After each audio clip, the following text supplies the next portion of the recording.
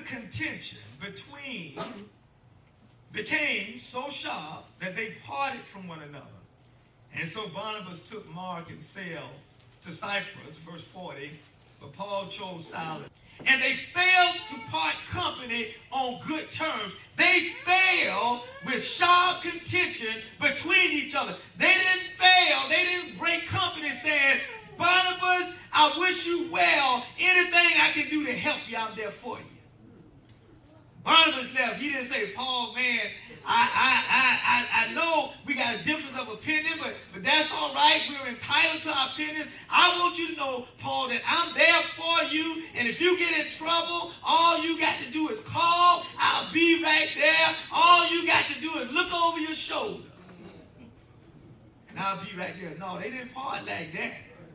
I mean, that thing was sharp. It was ugly. It was bitter. So they parted company. They failed to part company on good terms. Now, here's a reality.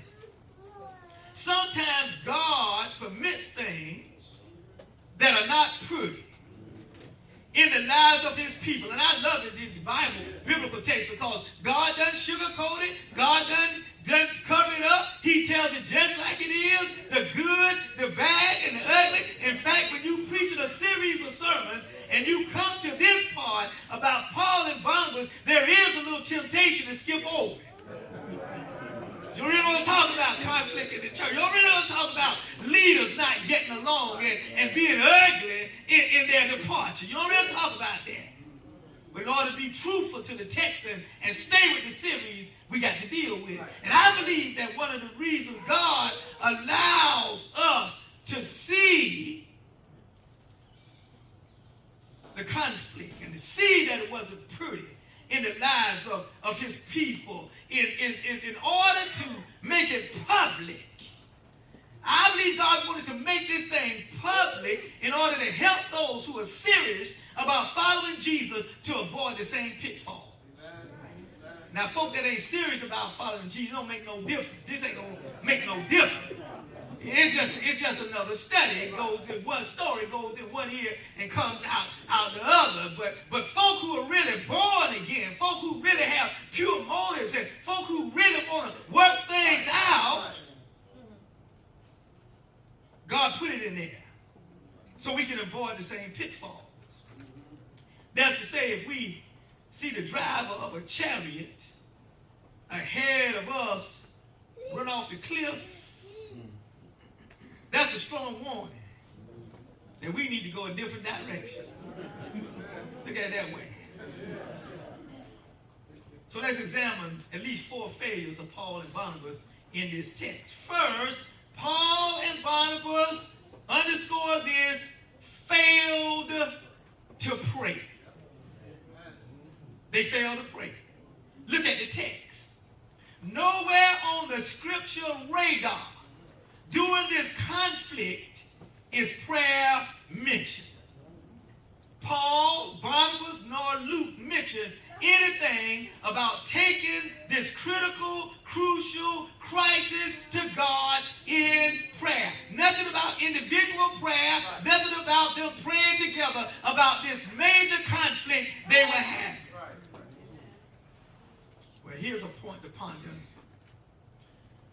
Before Paul and Barnabas left for the mission field, Luke records that then, having fasted and prayed and laid hands on them, they sent them away. Y'all remember that? When they were there in Antioch, they were getting ready to go. What did they do and what did the church do? They prayed before this team went off together to serve. Prayer. It's not a priority. So check out verse 37. Let's play fairly here. We talked about Barnabas. He was determined to take John Mark, but no prayer. But look at verse 38. Paul insisted. Paul had his mind made up. Paul insisted. That meant Paul pressed his claim. That means Paul says, it's going to happen. I'm not giving up. I'm not letting up. This is what I see. This is what I want to do. This is how we're going to do it. Paul insisted they should not take with them the one who had departed from them in Pamphylia and had not gone with them to the word. Paul insisted. That means Paul made up his mind that John Mark was not going. Paul insisted that John Mark be left behind, but no prayer. Let me reiterate the point. Insistence, passion, determination without prayer is dangerous. When you study history, there were a lot of passionate people, a lot of determined people. But without prayer, without a relationship with God, they were extremely dangerous people. You see, the reality is the absence of prayer is asking for pain.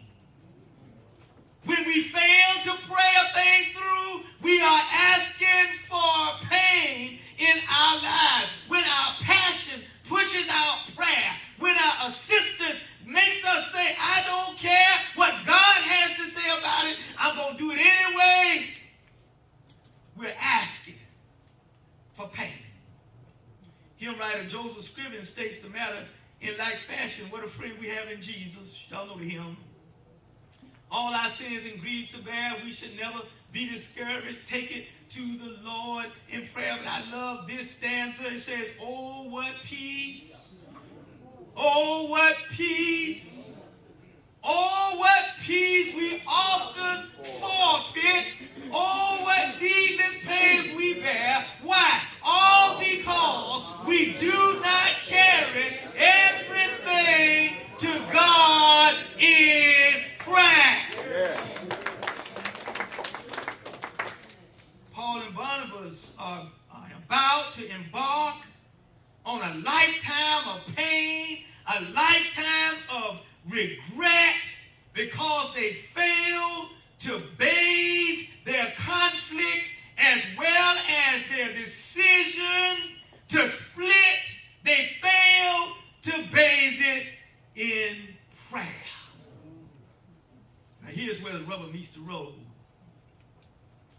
We as born-again believers in Jesus Christ need to be ever mindful, ever alert, always vigilant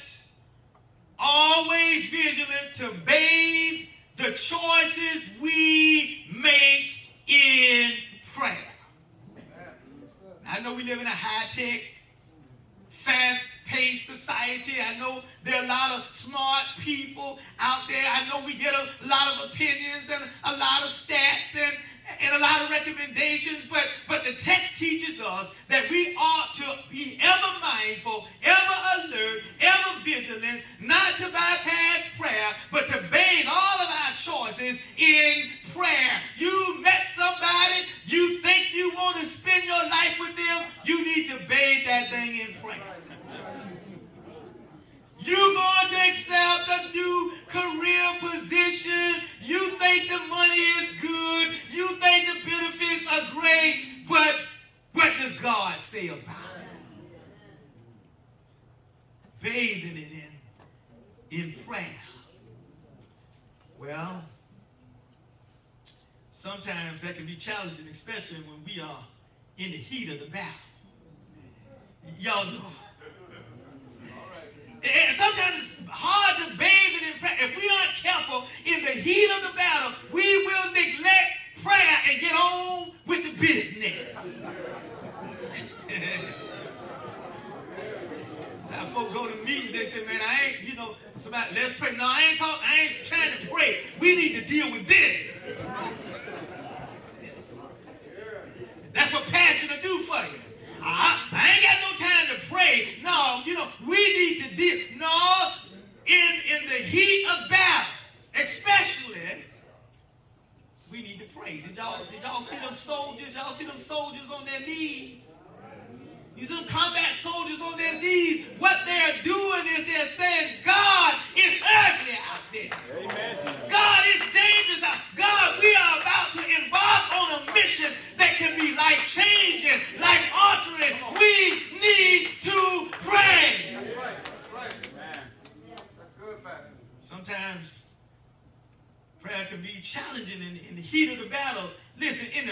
of the moment, sometimes this challenge is hard to pray. In the midst of the moment, music flowing, lights down low.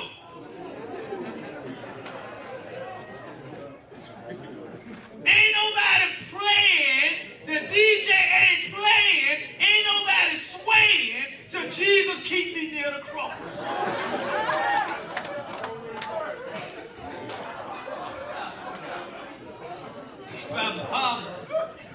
Like my former barber told me one time, he said, Pastor, he said, you ever seen anybody in the club slow dragging to Jesus keep me near the cross?